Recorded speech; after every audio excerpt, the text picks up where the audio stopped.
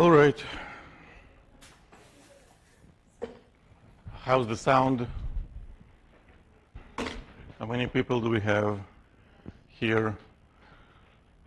89 is on the list.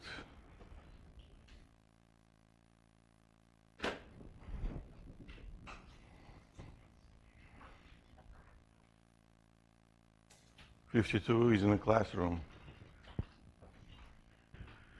Assuming only people who are in the classroom entering WebAssign, it's available. Well, please, again, answer the same question. So please just go to the WebAssign. All questions which you see on the screen, you can see on a WebAssign. So you don't have to see these questions. And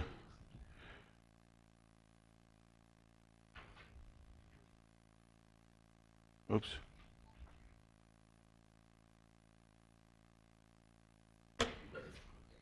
Well, the average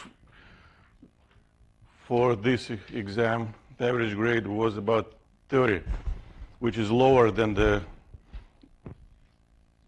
grade for the first exam, which is happening every single year. And I don't have an explanation for that, because it doesn't mean absolutely not everybody did worse. No, actually, some students did better, some students did much better than on the first exam, from 20-something to 30-something. So there are three groups of students. Students with improved grade, students with almost the same grade, and students whose grade dropped. And again, I cannot explain why would that happen, and no one can. There is no science of education. It doesn't exist. It's something psychological. But I read all your feedback. You can read them on Blackboard. And for example, a student writes that he or she, I don't know, started watching lectures and it helped. Well, that's a specific piece of information which might be useful for everyone.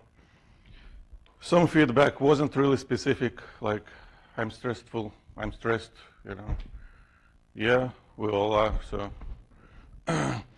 Some students, again, said good or bad things about teaching fellows.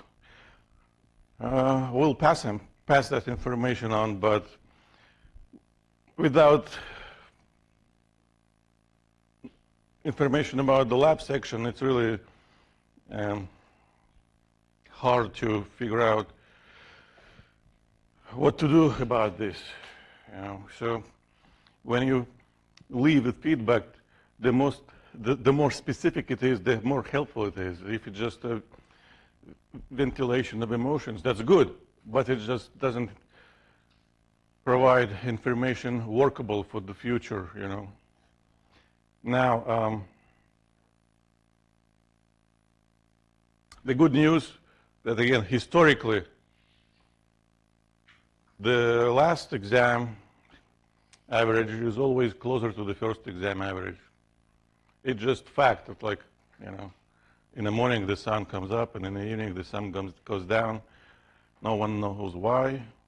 The amount of material, the level of difficulty of this course is defined by its title, Elementary Physics, PY105. Summer course, as you know, is more intense. It requires everyday attention. And I'm asking everybody who is satisfied with the grade, go to Piazza. You don't have to write your name, or you could, you know, to brag about what did you do to get better prepared, and other students would benefit from that. And 2 weeks ago, I mentioned the fact that historically, students find exam 2 harder than exam 1. Yes, it happened again. And I tried to explain that my hypothesis is because physics is, well, in a way, accumulative. The new knowledge is based on the old knowledge. If the old knowledge is shaky, the new knowledge might have some gaps. And to patch up those gaps. Again, some time and effort might be needed.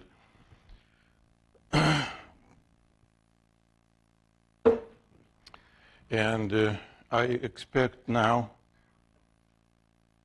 the distribution will be different from the distribution for the exam number 1, but similar to the last year. Last year, the average was actually a little bit higher, I think, 32 or 33, but no one got 40 out of 40. This time, 3 or 4 students got 40 out of 40. So the distribution changes every year and in an unpredictable manner. It's very common, yeah, to see the distribution like this. Actually, I would expect more people say that it was harder, not 31, well, out of 62. Some people don't participate. Well, anyway, that's another possible reason that the grade is not as satisfactory as some might wish. I firmly believe lectures and labs are important, beneficial. Otherwise, why bother at all? And one student, I said, wrote that he or she started watching lectures and it helped, so that confirms my belief. And students who don't participate, or students who are here and don't participate, they're missing out.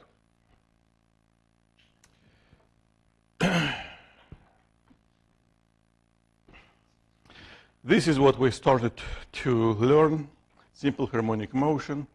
And the first several slides represent just copy from the last lecture. Again, I never recommend stick to the deadline. This type of a course requires everyday attention. And we talk about simple harmonic motion, which is a type of a periodic motion. For a periodic motion to happen, a system should have a stable equilibrium. If we deflect the system from stable equilibrium, it should go back to that equilibrium by a certain force, a restoring force, the force which wants to restore that equilibrium. The easiest model to keep in mind is an object attached to a spring. However, technically, it's very difficult to find one spring who equally good at compressing and extending. So that's why instead we use a model with 2 springs. But in our mind, we can always imagine there's only one spring attached to this cart. And we did this kind of a calculation. The most important conclusion is for this type of motion, the equation which relates the instantaneous position of an object and acceleration is linear. Acceleration depends on position. This equation assumes that the origin x equals 0 is chosen at the equilibrium. Doesn't have to be that way. We can choose it anywhere, but it's much easier to choose it at the equilibrium.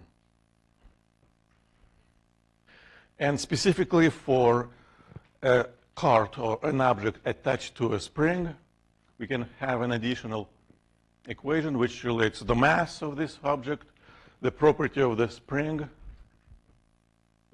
constant, and this variable is related to the period. So again, it's very important to just know the definition of all important variables. For example, a period, time for one whole oscillation. When we talked about revolution, a period was time for one whole revolution. And we use an analogy between rotational motion or circular motion and oscillations to derive an equation, the motion equation for the instantaneous position of an oscillating object. We just have to look at how the x-coordinate of the circling ball changes in time. That's it. So the motion equation looks like this. Although, again, to remind you, when we talk about oscillations, we use different letter. We don't use R, because R forces us to think about radius. No, we use A. Mathematically exactly the same thing, but now it means something more relevant. A represents the maximum displacement from the equilibrium. So that's equilibrium. I can displace it by 1 centimeter, by 10 centimeters. And if it's displaced by 10 centimeters and released, and we don't touch it anymore, it can't go any further than 10. So that will be the maximum displacement. That's what we call the amplitude. And if you remember trigonometry, cosine or sine functions have a limit. It changes between 1 and -1. So you can plug any numbers in this expression. This whole expression inside parentheses has a name, a phase. Yeah, everybody has its phase. This is the phase of the oscillation. And you can use degrees, you can use radians, no matter what you use. If you take a calculator, calculate cosine, all values will be between -1 and 1. And if you're multiplying by a fixed constant, that means for this variable x, all values will be between -a and +a. That's it. And we will see some graphs like that. And this is that very omega. We call it now angular frequency, but we derived it from angular velocity. We just changed the name now. And time is a running variable. And this number depends on actual initial location. We don't have to worry about it. We will figure out how to get rid of it eventually. This is how a period and angular frequency are related. And there was a slide with those relationships. All right, now please take a calculator and calculate 3 numbers. Just calculate 3 numbers, but pay attention to the mode of your calculator, because your calculator has actually 3 modes: degrees, radians, and special degrees. So normally, if you reset your calculator, it automatically set to degrees. However, what people sometimes forget, the motion equation, x equals a cosine, usually requires using radians. So in these examples, you have to use degrees, so probably your calculator is automatically set to the right mode. If you're able to turn it on, I can't. All right.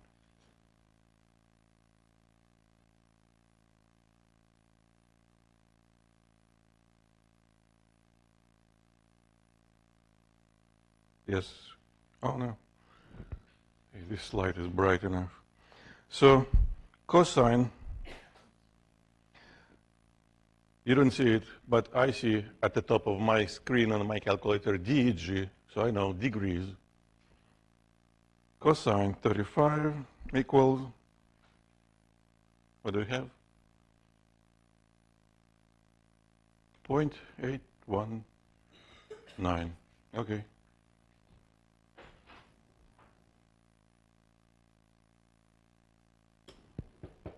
This number has no unit, it's just a number, right? Well, next number, negative cosine 35 plus 180. 0.819. Thank you. Next number, sine of 35 plus 90. Well, by now, our pattern recognition device, which we call a brain, should tell us it should be the same number, and it is. So what does this simple calculation tell us? It tells that technically there is no difference between cosine or negative cosine, or cosine or sine. We can always convert any function into any other function. The result will be the same. So this number, which is inside, doesn't really matter. We can get rid of it by switching from one function to another function. And you don't have to remember these conversions because they're available. The point is,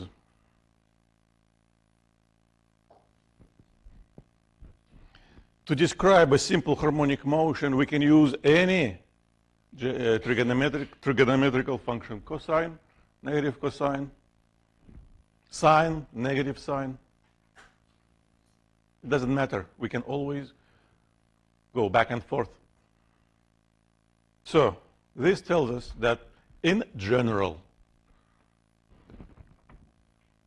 the motion equation for an object oscillating has this structure: a certain coefficient, a certain function. Then in parentheses, we have another combination, a number times time, a running variable, plus another possible function, plus in general, one more number, one more constant. So in general, it might have 1, 2, 3, 4 constants, one function, and one variable. Here, you can see many different examples which describe some simple harmonic motion. All have exactly the same structure. And of course, we know in mathematics, 2 plus 5 equals 5 plus 2. So in general, you can rearrange the numbers in a certain way. It doesn't change the fact that this calculation still is, this equation still is an equation for a simple harmonic motion.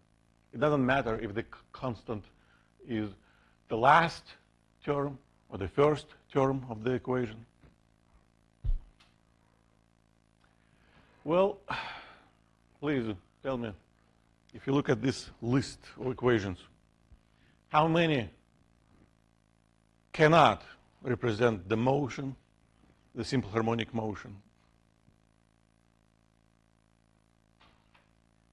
So the answer is the number. How many? Not which, yeah? But if you count, okay, I have counted 7 equations which cannot represent simple harmonic motion. You enter 7.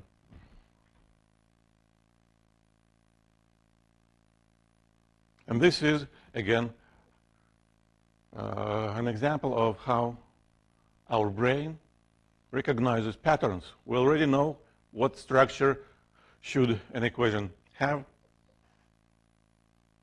And now our brain starts making a comparison between a specific equation and a general structure. If it fits, that equation works for simple harmonic motion. If it doesn't fit, so that equation should be counted as the wrong one. I'm going to start collecting. Oops. And I'm going to switch back for a moment.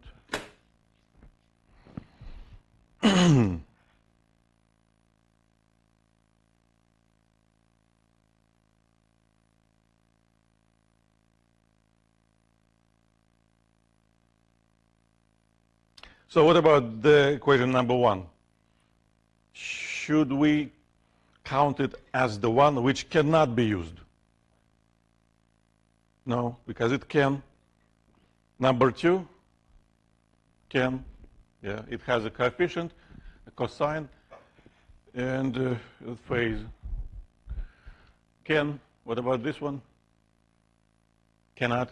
It is missing a function. Can. What about this one? Cannot. It has a wrong function. Can. So two equations cannot be used to describe a simple harmonic motion. That's it. That's how it works. Well, so we saw this expression.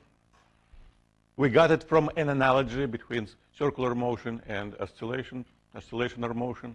This is what we call a motion equation. Yeah? It describes the position as a function of time in general when the origin is not located at the equilibrium. And now we can erase from our memory anything related to rotation or circular motion. Now we can just use this as a fact. This is a motion equation for any simple harmonic motion. What is the difference between a simple harmonic motion and a periodic motion? Well, periodic motion doesn't have to obey cosine or sine law. It could be more complicated. For example, cosine plus sine still will be periodic. But a simple harmonic motion is described by a single function, cosine or sine function. And if we can, which is almost always, select the origin at the equilibrium, in that case, we set that constant to 0, and our equation becomes very, very simple. And in the future, we even will be able to eliminate this constant. So this is the summary, what we need to remember. A definition of the amplitude, a period, frequency, angular frequency. And these are definitions which can be used for any type of a simple harmonic motion, including a ball on a string, a vertical spring. But if we have an object attached to a horizontal spring, we can add one more equation. Now we can start thinking mathematically. Well, first of all,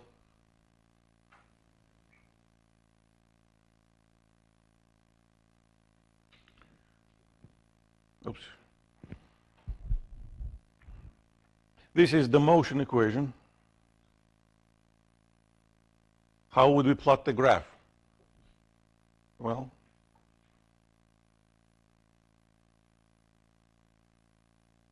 we have two options, of course. Number one, we can calculate several values for different values of time, calculate different value of x, and then plot it. But what we know is a standard simple graph of cosine should look like this. Cosine of 0 is 0, so it starts from 1. Then cosine goes to 0, and it happens at pi over 2 radians, or 90 degrees. And then it becomes negative, reaches another limit, -1, and then it goes back to 0, and then it goes back to 1. And this completes one period of a cosine. It ends at 2 pi radians, or 360 degrees. That's it. What is happening to this graph when we start using some additional constants? Well, for example, what does number e do to it?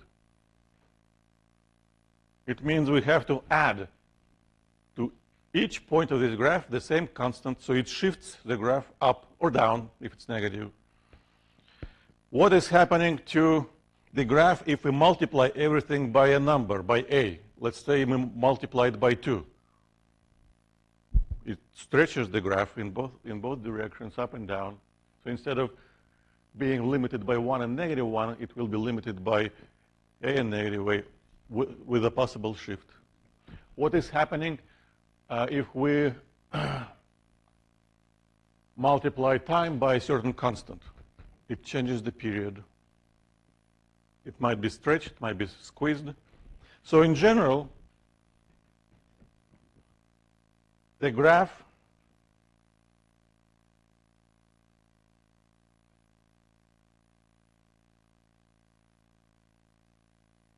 looks like this. So it could have been shifted, stretched, squeezed. But still, it goes up and down, up and down. So this is the maximum reached on one side. This is the maximum reached on another side. Equilibrium is a position which is right in the middle. So equilibrium should be here somewhere, E. And this will be E plus A, and this will be E minus A. Those are limits. And the easiest way to see the period is to pick two adjacent peaks, for example. That this will be one period. It will not be equal to 2 pi, but what we know is, all right, I'll write it like we had it on a previous screen. It will be equal to 2 pi over omega, over that number, over that coefficient. If this coefficient is 1, the period will be 2 pi radians. If this is a frequency, angular frequency. It tells how many oscillations happening in 2 pi seconds. So if this number goes larger and larger and larger, that makes period shorter and shorter and shorter. So it will be oscillating faster. It will be reaching the same position faster than before. That's it. That, by the way, is a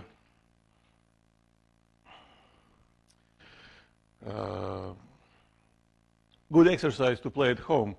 You can find online many free graphic calculators and play with the equation, plugging in different constants and see how it affects the graph. Question: if you look at this graph, what do you think is the period of the motion of an object described by this graph? First of all, do you see the exact period, the whole period? No, it's only a portion of that. But in order to find the whole period, we don't need to see the whole period. How many halves does a period have? Exactly. How many quarters does a period have?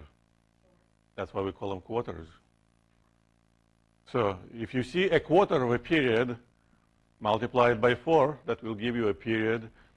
If you see a half of a period, multiply it by 2, that will give you a period. What do you see here? A quarter? A half? 3 quarters, exactly. That's it. That's how we read the graph. So for any simple harmonic motion, the time to go from maximum displacement to equilibrium always equals a quarter of a period. From equilibrium to another maximum, another quarter. From maximum to another equilibrium, to another time when it reaches equilibrium location, another quarter. So what we see here is that a quarter of a period is equal to 2 seconds, right? 2 seconds, which makes the whole period is equal to 8 seconds. What is the amplitude? The maximum displacement from the equilibrium equal to. Do you read this number? No, but you can read this number. Still maximum displacement. So the amplitude will be equal to 6, because the amplitude is always positive.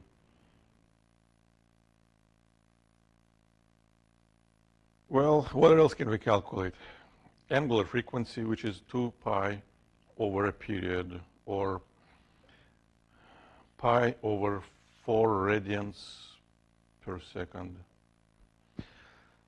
Now, can we write the motion equation? Yes. So a general motion equation looks like this.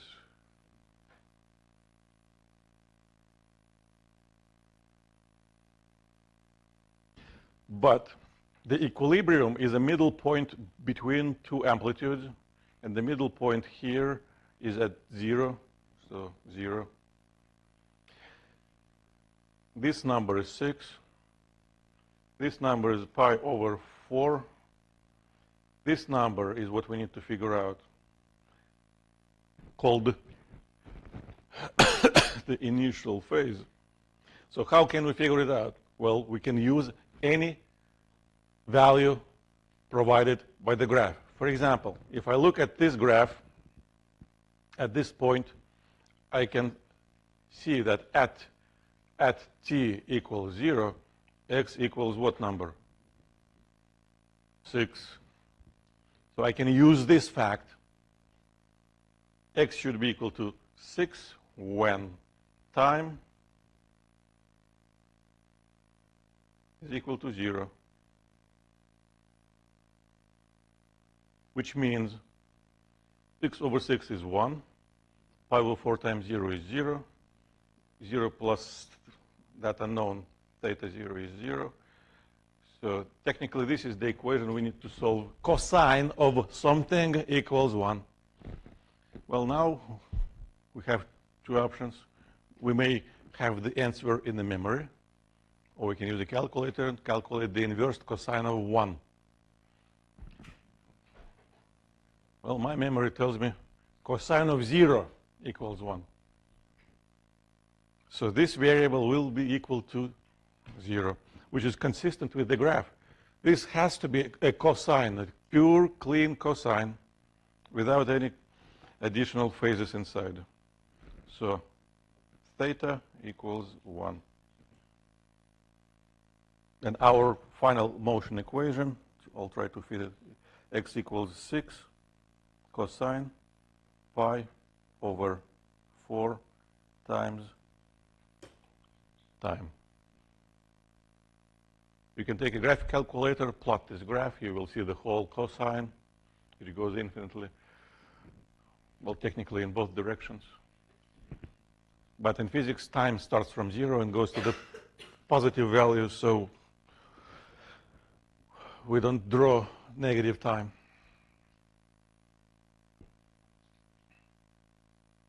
Well, one more question. If we know that the mass of the object attached to a spring is equal to 100 grams, which we have to convert into kilograms, what will be the spring constant? Well, mass and spring constant are related, but that relationship also involves another variable, the angular frequency. And we just have it found. So this is a standard definition. No, I don't want to take a square root yet. A standard definition of the angular frequency. What does it mean, actually? Well, what happened to frequency if we make a spring stronger and stronger? Well, for example, by cutting it. When the spring constant increases, this variable increases, so it's going to move faster. It makes more oscillations per second. The period shrinks. But if we increase the mass, it's heavier and heavier. In that case, what should happen to the period? The period should increase. It should take more time to come back to initial location. So the frequency should decrease. This is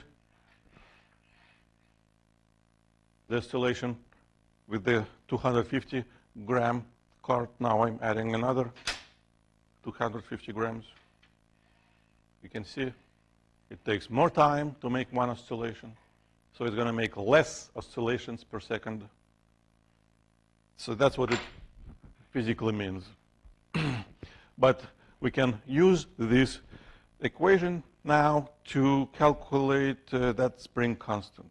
K should be equal to mass times angular frequency squared. Mass equals 0.1 and angular frequency pi over 4. And we have to square it. So 0.1 times pi squared over 16. And that's going to be a Newton over a meter. That's a pretty weak spring. Pi squared is close to 10. 0.1 times 10 is 1. 1 over 16. Small number. Someone should tell me the answer.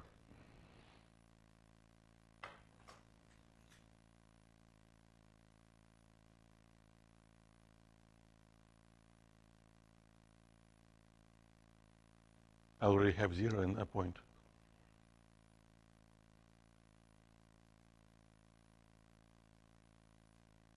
Hmm? 0.6. Why not? Thank you. That is an additional information which can be extracted. Any questions? Well, so we're going to talk more about specific graphs now for this special case. Again, this special case describes the motion which happened like that. First, we set the origin at the equilibrium. So 0 begins here. Second, we moved the object away from the equilibrium. And third, we let it go from rest. So that automatically makes the function cosine or negative cosine. It depends on the initial location. So if this is 0, 0, 1, 2, 3, 4, well, 0 is at this middle point, so 10. My amplitude will be equal to 10 centimeters. That's it. And in a quarter of a period, it will travel through the origin again. In another quarter of a period, it will reach the opposite amplitude. Another quarter again at the equilibrium. And final quarter back to initial location. 1 period, 4 quarters.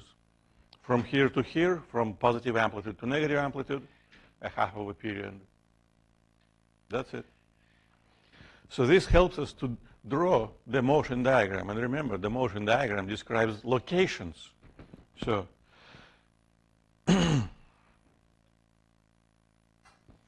well, I'm going to enlarge the picture. 0, the initial location, it's here, then it's here, then it's here, then it's here, and it is traveling faster and faster through the first quarter of a period.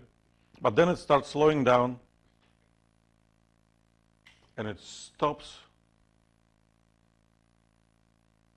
at the negative amplitude. And of course, then it goes again through the same locations, back and forth, back and forth. But the motion diagram now helps to figure out what is happening to velocity.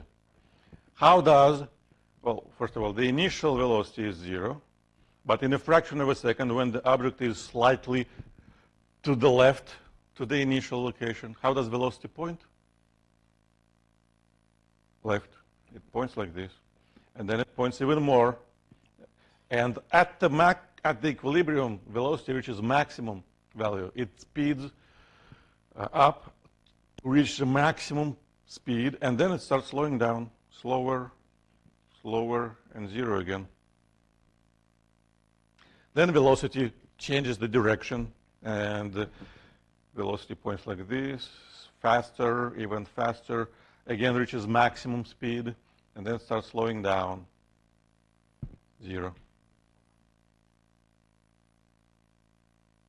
And now we can use this information to plot the graph for velocity. Well, the graph for position, of course, as we know, is just a pure cosine.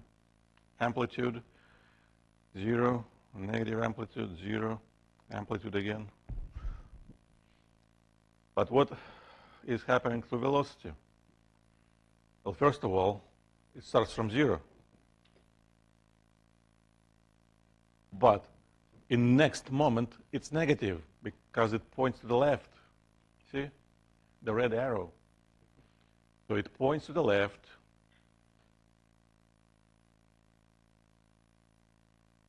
It's negative, and it reaches a certain maximum.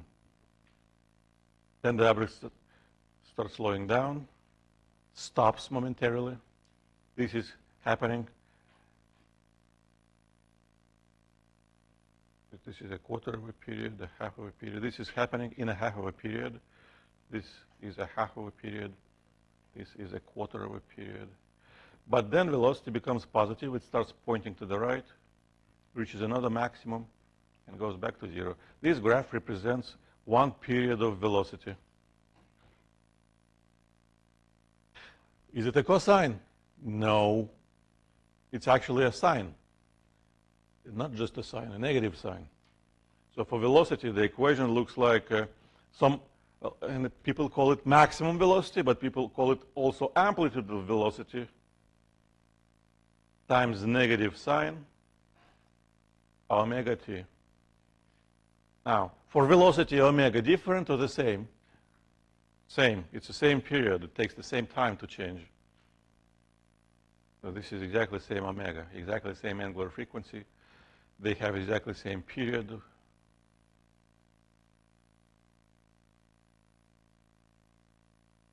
And it's important to be able to sketch a graph like that. All right, what's next? Acceleration, of course. For the acceleration, the easiest way is to remember that we actually have derived the relationship between the acceleration and the x-coordinate. So if the graph for position as a function of time looks like this, looks like a cosine, what do we have to do to get the graph for acceleration?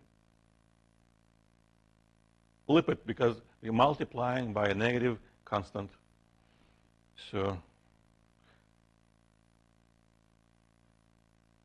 with the same period,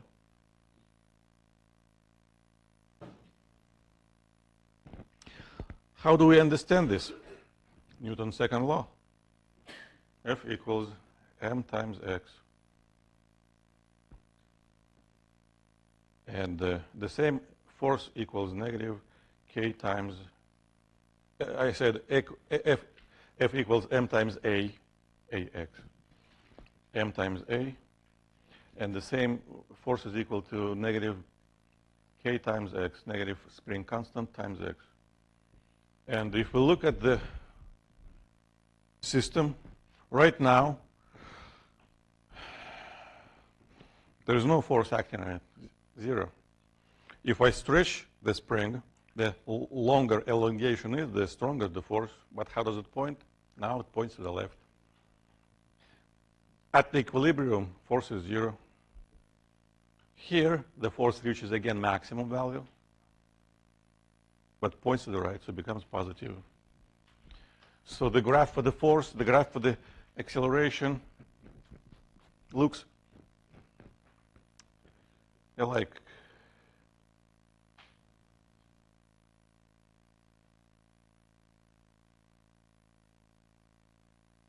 So this equation tells us to get the graph for the force, we have to take the graph for acceleration and multiply it by a positive number. So we kind of just stretch it a little. Second equation tells us to get the graph for the force, we can take the graph for the x-coordinate and multiply by a negative number. Well, so pictures show the graphs for this special case. And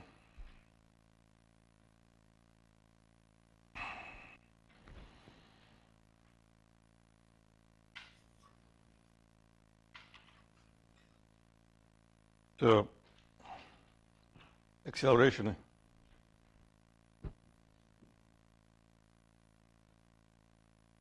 as we know, for the sake of accuracy, I have to write that subscript because it demonstrates that I'm calculating the x component of the acceleration. It changes. Sometimes it's positive, sometimes it's negative. So acceleration reaches maximum when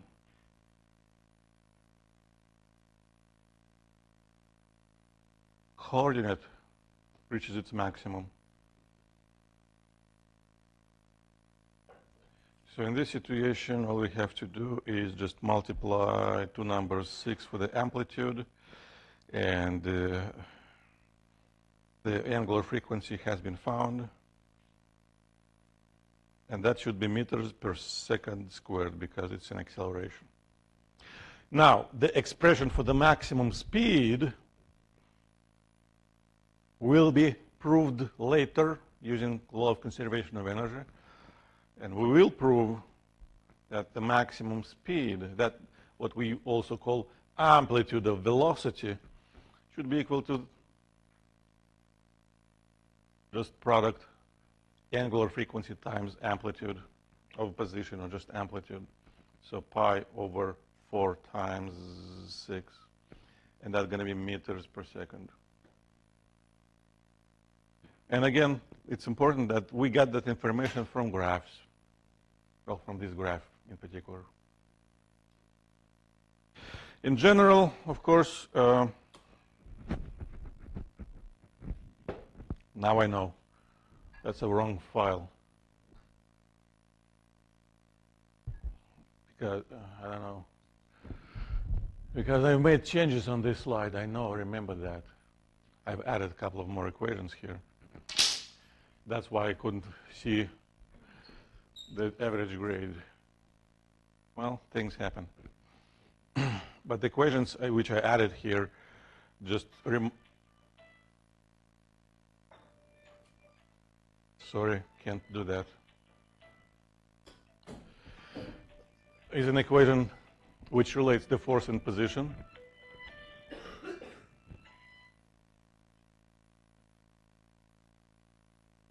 Now I have to restart. Now it froze. Oh, technologies, designers. So the first equation and the second equation again for the acceleration. The same equation I had on the previous slide. Just give me a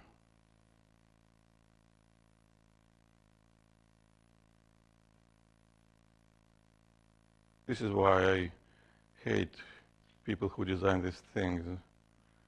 After every update, every electronic device works slower than before. They do it on purpose to push us to buy new and new and new.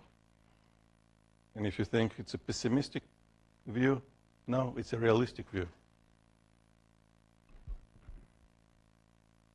And sometimes I really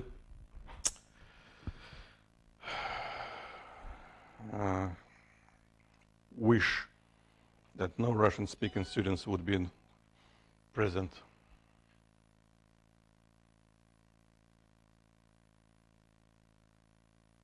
But that's just a wishful thinking. We cannot rely on our wishes. We only can rely on science.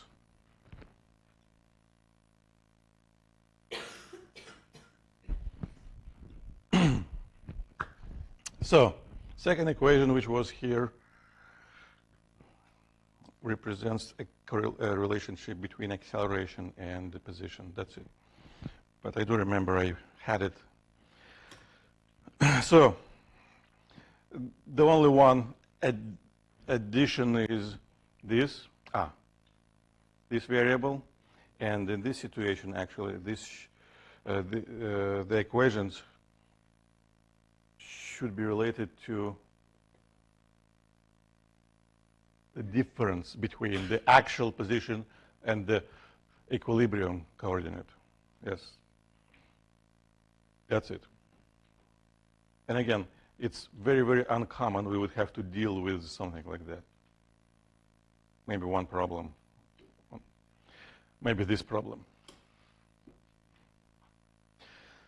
So please tell me what you think about angular frequency for the simple harmonic motion described by that specific motion equation. What you see is two equations. One is general equation for any simple harmonic motion. And second is a specific, which describes the motion of an object maybe attached to a spring, and it actually starts from zero. No, not from zero. It starts from something. Well, so in general, what can we do? We can deflect an object from equilibrium, and also, when released, we can supply some initial speed. In that case, we can have an equation like this. But we don't have to think about the whole equation. When we need to find information about a specific variable, we just have to look at that specific variable. And that specific variable is something between what? Between time and the function. So wherever you see between the time and the function, that's omega. So the answer is 3 times pi radians per second. We also can immediately say that the amplitude should be equal to the magnitude. Well, I don't have to use bars here, but it should be equal to the magnitude of the coefficient in front of the function, which is 5. And these are all the two numbers which we need to know. We don't have to bother about other two numbers, because we can always eliminate those numbers by shifting our view or the origin, or when we start the time, when we start the stopwatch. So what would be the period of this motion? Well, the period of this motion is equal to 2 pi over omega, 2 pi over 3 pi, 2/3 of a second.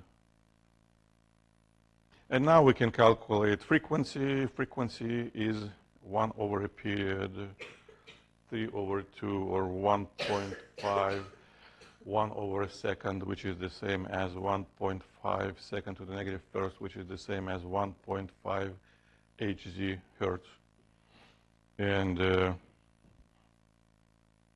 again, maximum acceleration equals omega squared times a,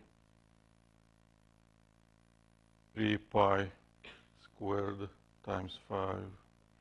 Maximum speed equals omega a, 3 times pi times 5.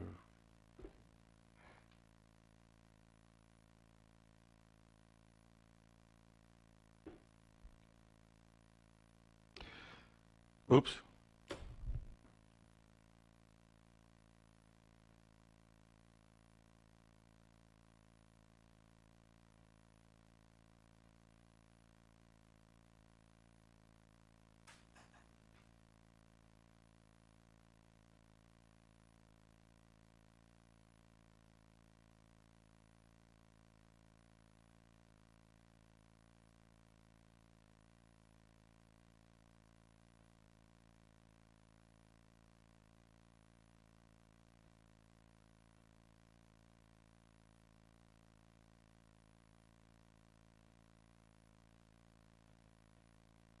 Where is it? That's a wrong file.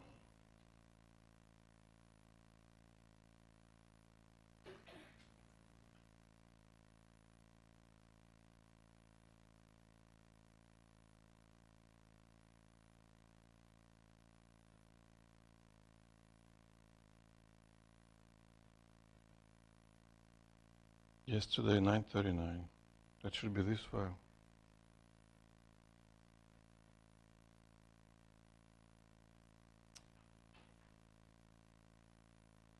Okay, I have to.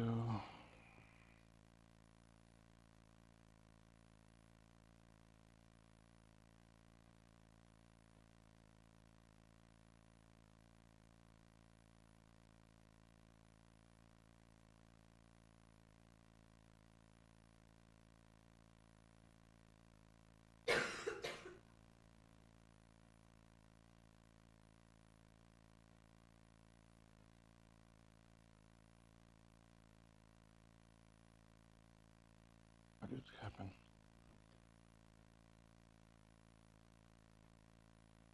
Nope.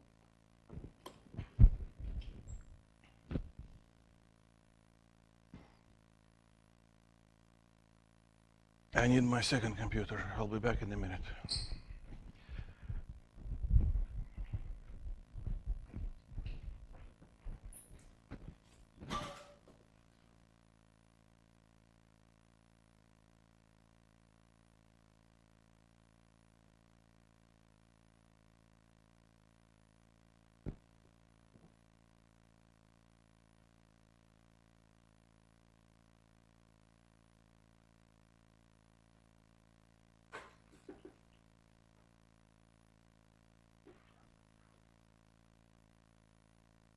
All right, so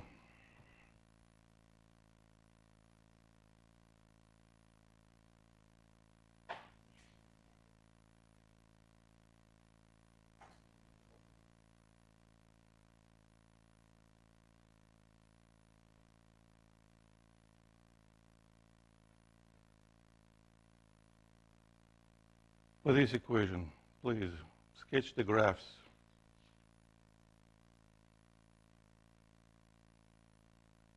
For position, velocity, acceleration, and force as a function of time, and calculate period, angular frequency, maximum speed, and maximum acceleration, and maximum force, and the spring constant, and assume that the attached weight has mass of equal to 100 grams.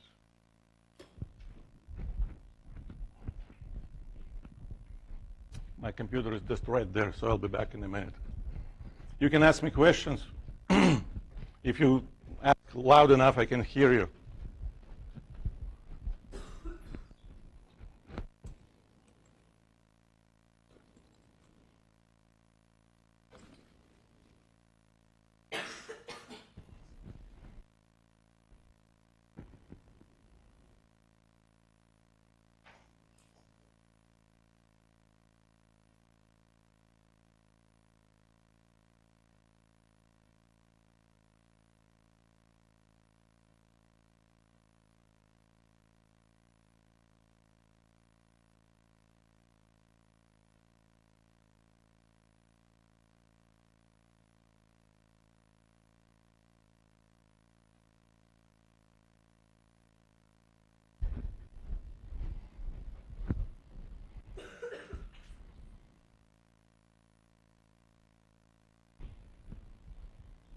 This is what happens if you use multiple cloud storages like I do.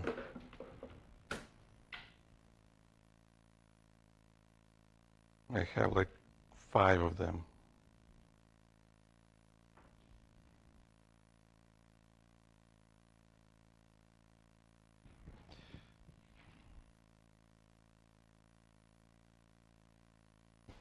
So let's finish this, and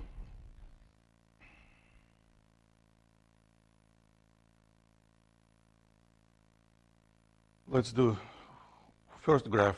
All other graphs can be extracted very easily because we know the procedure. So here, first of all, this is the trickiest part. What should we do about it? Well, first, we should draw a graph for a situation when it wouldn't exist. It would be 0.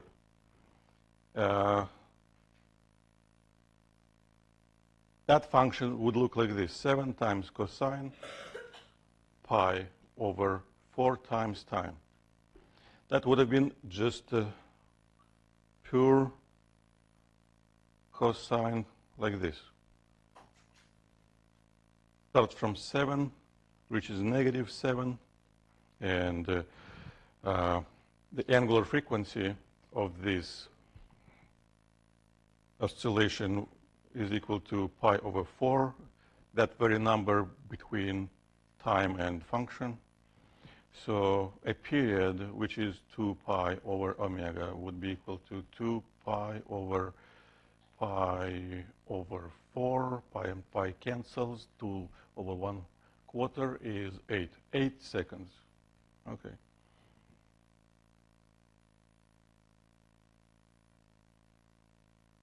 And now what we do? Now we have to shift this graph. Do we have to shift it up or down? No, because technically this is +0. The equilibrium is at the origin, or you can say the origin at the equilibrium. So this variable shifts the graph to the left or to the right. And we just have to choose the direction. And the direction says, well, the rule says, if it's a minus, it shifts the graph to the left. That's it. So the actual graph will look like this. Well, the easiest way, just calculate the value at t equals 0. X, the actual, yeah, this is no pi over 4. Yeah. The actual x at t equals 0 will be equal to 7 times cosine pi over 4 times 0 minus pi over 4. So you have to take a calculator to calculate cosine of pi over 4. Pi over 4 is a 45 degrees angle, and cosine 45 is square root of 2 over 2. So it's slightly less than 7, which is, so on original graph, this is this point, and now this point comes to the 0 time. So the whole graph just shifted to the left by this amount. So the actual graph will look, well, it's not easy to draw the exact same line, but will look something like this. And of course, with all equations we've learned before,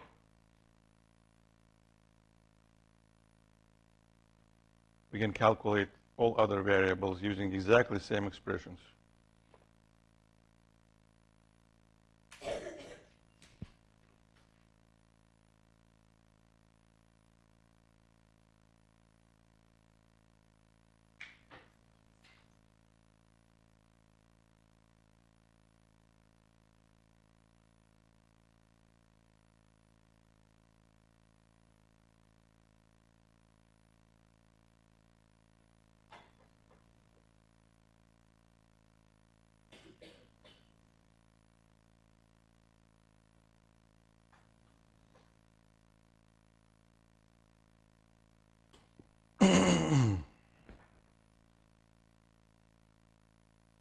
First, I want to show you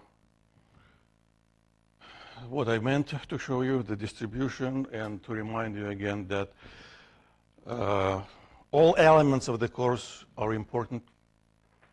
Crunching just homework problems is not enough. And now we can go through all these slides. And now this slide with equations, this slide with equations. So we have solved this problem, and now, so we are here. So we have talked about the special case number 1. Special case number 1, when object was released from rest, from a location away from equilibrium. In that case, the motion equation is described by a cosine.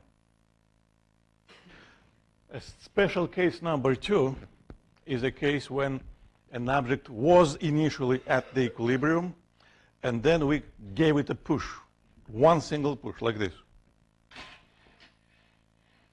So initial x has to be equal to 0, but now the initial speed is not be equal to 0 because we made it not equal to 0. And in this situation, of course,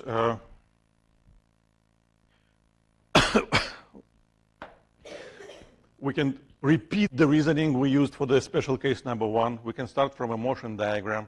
The motion diagram, again, is a set of photographs put together.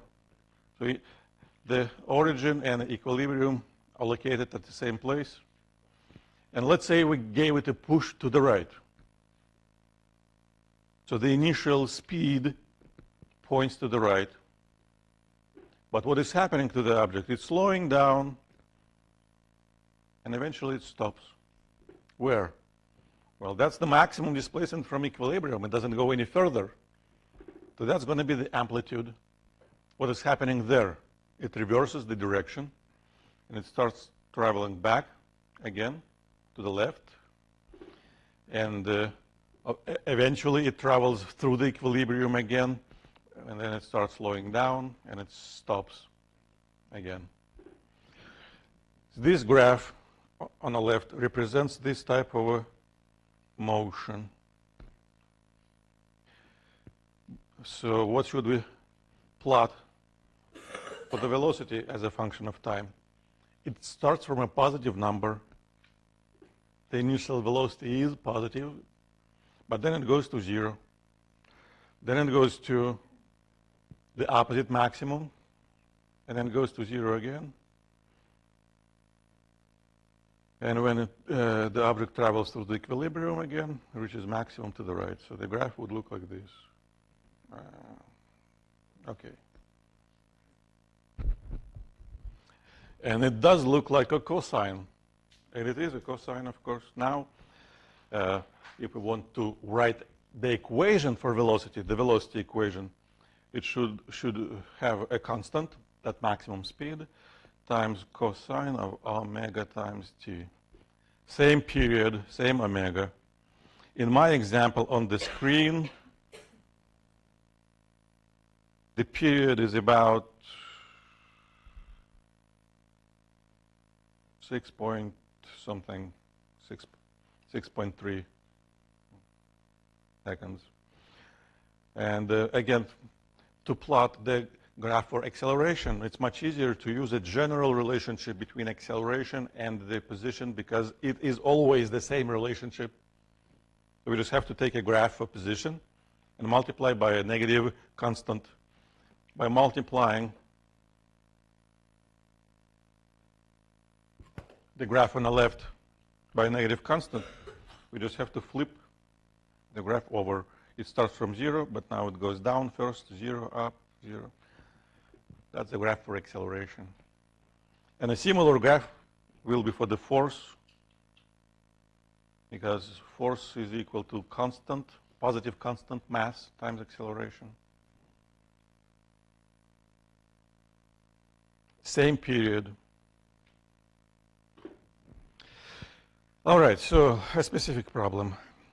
100-gram block attached to a spring with a given spring constant, shifted 10 centimeters to the left from the equilibrium position, and released from rest.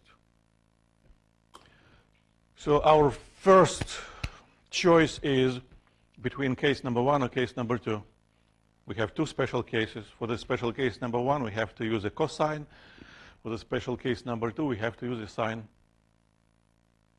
And of course, it depends on how we see the situation. We have to repeat physically what is described verbally. Attached to a spring, moved 10 centimeters to the left, and if my origin is chosen at the equilibrium position, to the left means now it has a negative coordinate. And then we release it. If we release it from rest, it only goes between these two values, negative 10 and positive 10, negative 10 and positive 10. So 10 will be the amplitude. That's it. That's how we think about it. So, of course, picture is worth 1,000 words. The origin, we moved it over here. That's the negative amplitude. So negative 10 centimeters, positive 10 centimeters. We are here, and the initial speed or velocity, call it whatever, is still 0. And when we let it go, it starts moving to the right, reaches maximum speed when it travels through the equilibrium, is always the case. Equilibrium, when it's moving, maximum speed. And then it stops here, Vmax. So when we want to write the motion equation, we have to make several choices. So plus or minus, sine or cosine, and then omega t and nothing else, because two other constants will be set to 0 if we do it right. And equilibrium and origin, same location. So it also helps to look at the graph, to sketch the graph. The graph starts from negative A, goes to 0, goes to a positive A, goes back to 0. That's how the graph looks like, and back to negative A in one period.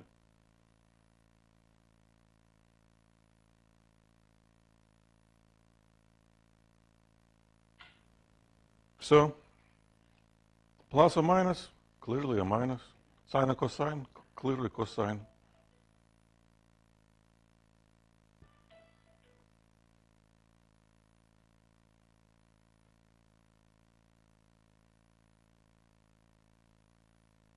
The amplitude, I use meters.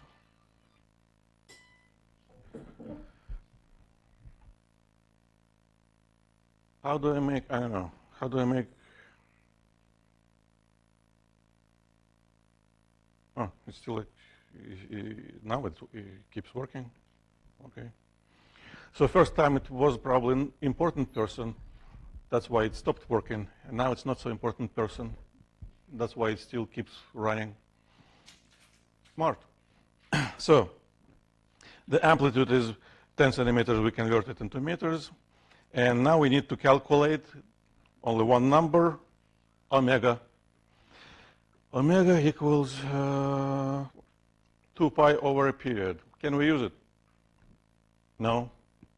All right, searching for a next connection. Omega squared equals k over m. Can we use it? Yes. So if we cannot use it, we don't use it. If we can, we use it.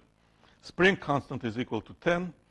Mass equals, in kilograms, 0.1. So 10 over 0.1 is 100.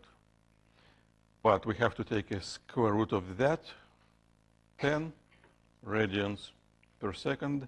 That allows us to complete the motion equation. That's it.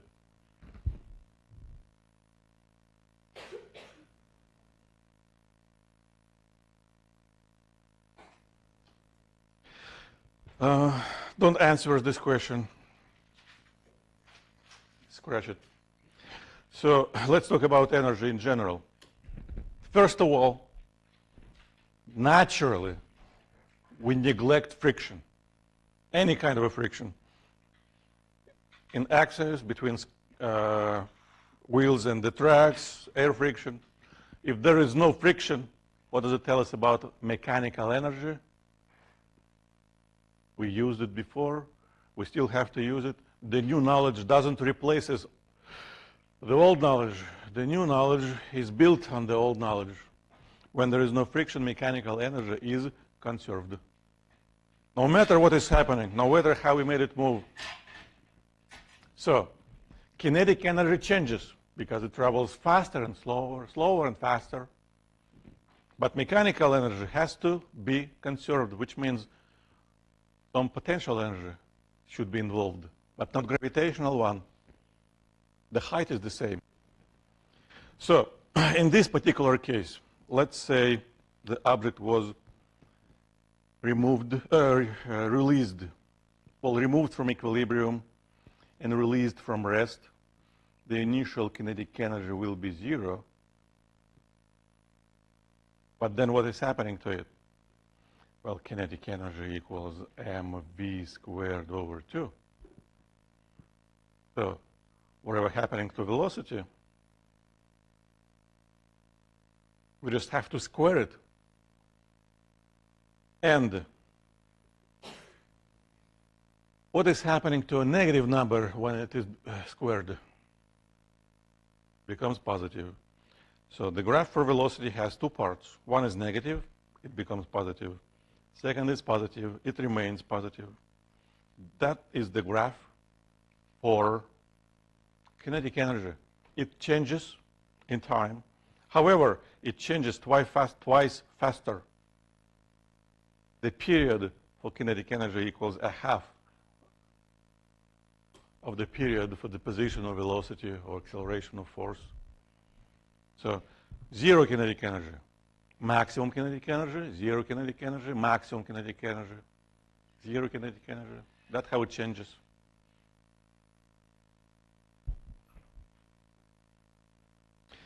So kinetic energy changes, but total energy shouldn't. So how do we know what kind of potential energy should be used? Well, potential energy comes from work done by a force. And in this situation, there's only one force which does work. It's not normal, it's not gravity, it's not friction because we neglect it. It's elastic force. Only elastic force does work. And the tricky part is the elastic force is force acting from a spring on the object. But it's much easier for us to calculate the force acting on the spring because we just use our hand to stretch it or compress it. According to Newton's third law, those forces opposite to each other. So if we calculate work done by our hand, the work done by spring on the hand will have the same magnitude but just opposite sign. And why is it easier? Because the graph for the applied force looks like this. So positive. How do we calculate work? Well, the work done by constant force is equal to this. And unfortunately, this force is not constant, but we know what to do about it. We can break it, the whole motion into small portions, and for each portion, we can assume the work remains the same, the force remains the same. So we can calculate the work done by the force during the first millimeter, then during the second millimeter, the third, the fourth. And for each small displacement, the amount of work will be equal to the area of this rectangle. Because that's what it is, displacement, tiny displacement, times the actual instantaneous value of the force. So if we add all those individual tiny work together, the result is area. We used this approach to calculate the impulse of a force. Now we can use the same approach to calculate the work done by this elastic force. What kind of shape do you see? Trapezoid. How do we calculate the area of a trapezoid? Well, this will be delta x from x1 to x2. This will be initial force. This will be final force. The area is equal to 1/2 first base plus second base times the height. We just have to look at it like this. Or we have to imagine that we take this picture and turn it by 90 degrees to see a natural trapezoid. Base, long base, height. And then the algebra comes to play, and the algebra tells us that's the result. That is the work done by elastic force acting on this card. It is equal to the difference between two fractions. They look alike. This is the initial location of the card. This is the final location of the card. And now, of course, we give it a name. We call this potential energy of the spring elastic potential energy. And now we can write the law of conservation of mechanical energy. Mechanical energy is equal to kinetic plus potential. The only tricky part about this again. Mass of the spring is equal to 0. It's an ideal spring. It's massless. So kinetic energy here is the kinetic energy of the object attached to the spring for the ball, for example. But potential energy here, and that's people, well, have no agreement yet. They call it potential energy of a spring, which makes sense. You compress spring or stretch spring. You do a work on the spring, and you store some energy in it. But also the same expression people call potential energy for the ball on the spring or system. So this is clear. Kinetic energy, of course, for the object only, but potential energy might have several different names or interpretations. However, the expression is still the same. And if you compare two instances or two locations of the same object attached to the same spring, let's call it initial, let's call it final, we can always write mv initial squared over 2 plus kx initial squared over 2 should be equal to mv final squared over 2 plus kx final squared over 2, assuming the origin is chosen at the equilibrium. Otherwise, instead of x, we would have to write delta x. Again, in general, delta x equals actual position minus the location of the equilibrium. But normally, we don't have to think about it. That's the law of conservation of mechanical energy for spring with an object attached to it. So, graphs. We already had a graph for kinetic energy as a function of time. It looked like this.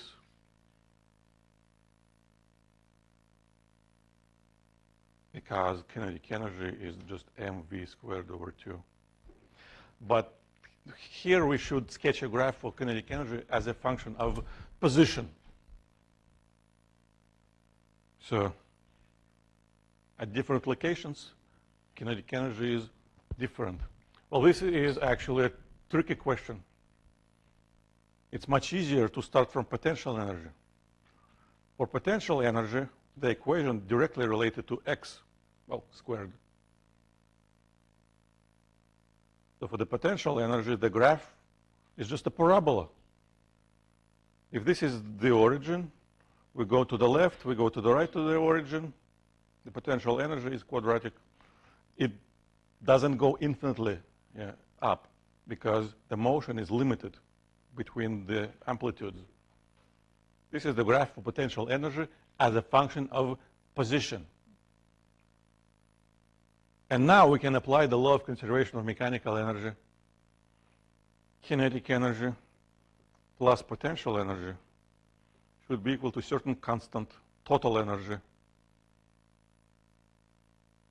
So kinetic energy will be equal to that constant total energy minus kx squared over 2. So first of all, the total energy, that maximum amount of energy we can store in the system. What is it equal to? Well, it's reached here at the amplitude, so it will be equal to k amplitude squared divided by 2. So k amplitude squared over 2 minus kx squared over 2. That's going to be a graph which looks like this. When x equals a, no kinetic energy. When x equals negative a, no kinetic energy. Kinetic energy reaches maximum at the equilibrium when x equals 0. Which makes sense. travels like this. Fastest motion happening at equilibrium, maximum kinetic energy. It stops on one side, it stops on another side, zero energy. So this is how the graph for kinetic energy as a function of position looks like. Now, final question, since we're on energies, how would the graph for potential energy as a function of time look like? All right. We start from x. Well, actually, let's make it red. So the equation, the graph should work for any case. So if we consider the easiest case, case number 1 starts from rest, away from equilibrium. Potential energy is equal to kx squared. So we just have to square the graph for the x. And what do we do to do that? Well, positive numbers remain positive, but negative numbers become positive. So this blue line represents how potential energy changes in time. And we can see again that it changes twice faster than coordinate. So the period for the potential energy is equal to a half of the period of the motion, exactly like the period for kinetic energy. A half of the period of the motion.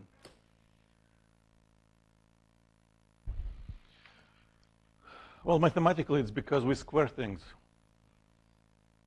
So we don't have negative parts anymore. Everything becomes positive. So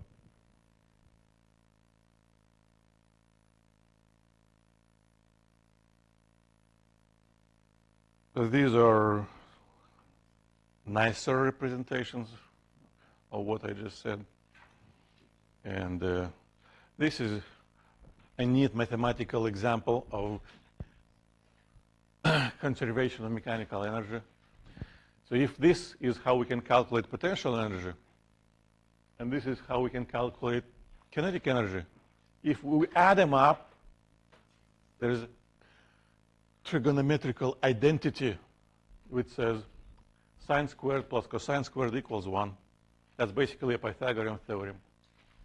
So if you add them up all together, you get that the sum will be always constant. And that constant has been found already.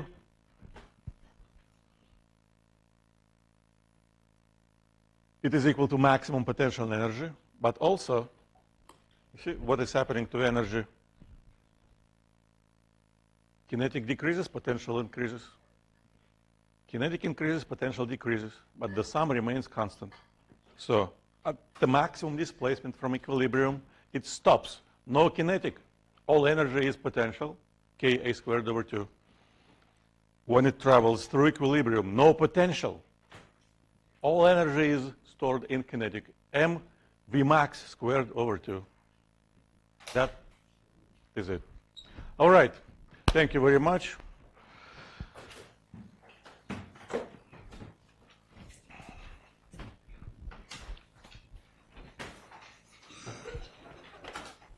Please pick up your exams if you haven't done it yet.